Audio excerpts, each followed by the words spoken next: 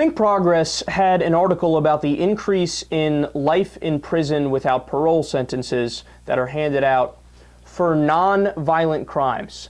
Life in prison without the possibility of parole for non-violent crimes. There's one of these stories really caught my eye. It's just absolutely heartbreaking. There's a guy by the name of Jesse Webster who dropped out of school in 9th grade to help his mother pay the bills, and they lived on the south side of Chicago. He was involved in a cocaine deal that was aborted before drugs ever exchanged hands. And after hearing he was wanted for questioning from the police officers, he turned himself in. So he voluntarily went to the police station because he heard that they wanted to talk to him, and he thought, well, look, I really don't have anything to hide. So he was convicted of possession, conspiracy, and filing false tax returns. And it also, most important part here, the conviction was solely based on the basis of testimony by his co-defendants. He declined to become an informant also. This is another key part of the story. And in exchange for a plea deal, so he said, look, I'm not going to be an informant, I'm not going to have this plea deal here, because he was worried that if he was an informant, he would put his mother and his family members at risk. So it was actually kind of a brave thing for him to do. He could have got out of it and got a much lower sentence or no jail time at all if he was an actual informant. So his co-defendants received less than 5 years each for cooperating with the government.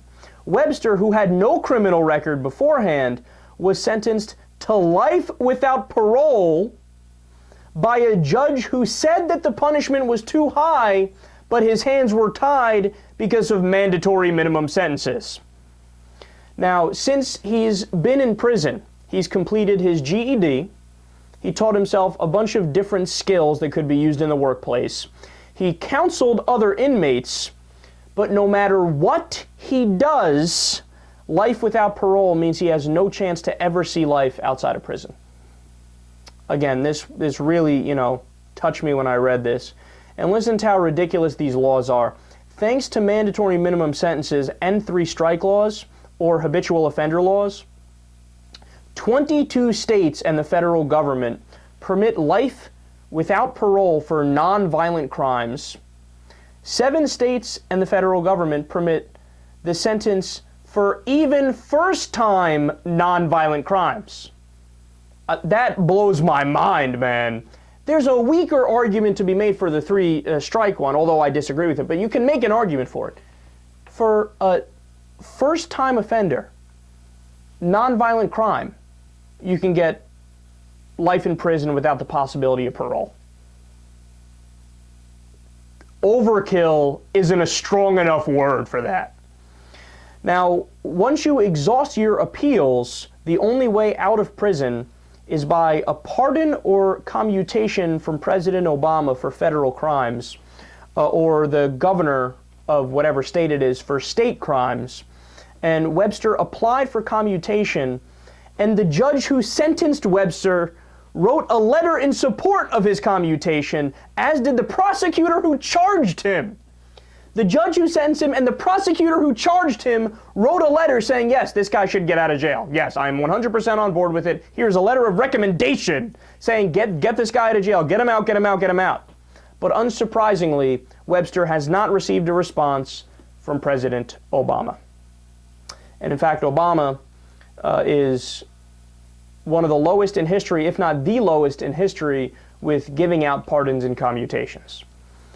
So remember, all it really was that got this guy a life sentence was possession and then 2 other bullshit charges from the testimony of shady characters who are also in prison. Heartbreaking. Life in prison for drugs is really what we're talking about. Life in prison for drugs.